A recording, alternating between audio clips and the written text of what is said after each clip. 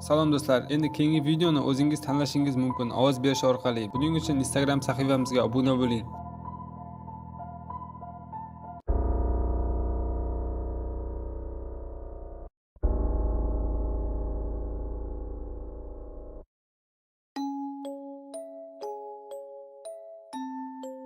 Bu voqea 13 yoshligimda sodir bo'lgandi. Hozirda 15 taman. Bir payt tunda uyg'onib ketdim. Qattiq terlayotgan ekanman. Yomon tush ko'rgandim. Lekin nima ko'rganim umuman esimda yo'q edi. Atrofimga qaradim. Devorlar qip-qizil qon edi. Endi o'zimga kelganimda eshik taqillab qoldi. Keyin birdan qattiq ochilib, hajmi juda katta bo'lgan qo'l meni ushlab oldi. Yana uyg'onib ketdim. Bu safar uyda qoq o'rtada turgan ekanman. Ko'zim birdan xiralasha boshladi. G'alati bo'lib ketgandim. Ovozlar eshitila boshladi. Nima bo'layotganini tushunmayotgandim. Shunda ikkita qiz keldi. "Senga nima qildik? Bizning kim ekanligimizni bilasanmi?" dedi. Men bo'lsa tinch qo'yinglar deb baqirdim. Uyg'ondim. Baribir o'zimni yomon sezayotgandim. Bir ko'zim hamon ochilmayotgandi. Bilmadim qanaqasiga bunday bo'ldi. Suv ichmoqchi bo'ldim. Oynaga qarasam, ko'zimda katta chiziqni ko'rdim.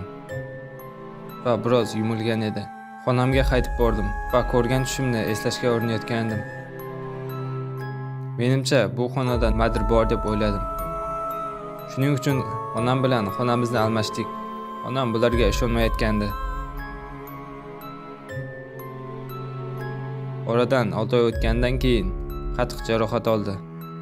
Sababi esa noma'lum. Ko'zi tirnalgan edi. Doktor mendan so'radi. Ko'zdagi chandiq sababi nima? Yaqinda chiqqanga o'xshaydi. Men bilmasligimni keyin bir necha oy oldin ko'rgan tushim haqida gapirib berdim. Lekin ular ham ishonmadilar.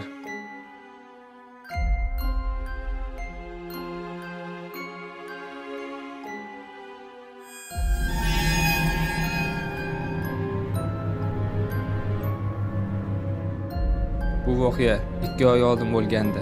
Men biroz uxlashga qo'rqardim, shuning uchun opam ham bor edi. Aniqroq qilib aytganda, yolg'izlikdan qattiq qo'rqaman. Xonamda nimadir bordek sezaman.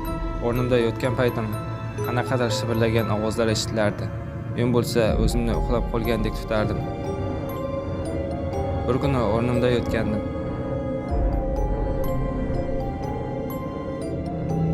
Internetda video ko'rayotgandim. G'alati ovozlar eshitila boshladi.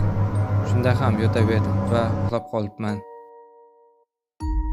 Tushmi yoki rost aniqini bilmasdim, lekin bo'lgan narsalardan keyin bu xonada qaytib yotmaydigan bo'ldim. Yotgandim. Shivirlagan ovozlar eshitildi. Xuddi quloqimning yonida gapirayotgandek edi. Bu ovozlar "Menga qara, menga qara" deyotgandi. Men qattiq qo'rqandim. Qarashga jur'at qila olmasdim. Qaramasligim ham aniq edi. Birozdan so'ng ovozlar to'xtadi. Yuragim bo'lsa qattiq urayotgandi. Yig'lab yuboray dedim. Qanday bilmadim-u, lekin uxlab qolibman. Ertalab tursam, sovuq ter chiqayotgandi. Opam bo'lsa g'alati qilib boshini silkitayotgandi. Odatda musiqa tinglasa shunday qilardi. Keyin undan so'radim. "Hoy, o'tgan kun shivirlagan ovozlarni sen ham eshitdingmi?" Quloqchinlarni eshitdi-da, uning aytgan gaplari hozirgacha meni qo'rqitadi.